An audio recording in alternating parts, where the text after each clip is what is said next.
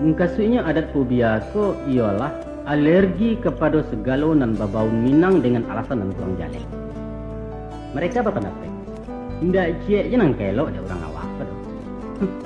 Aturan adatnya adalah ajaran lapuk peninggalan zaman tolak. Sistem matrilineal produk manusia primitif. Hukum perkawinannya biadab. Saku tinggi memperkosa hak laki-laki.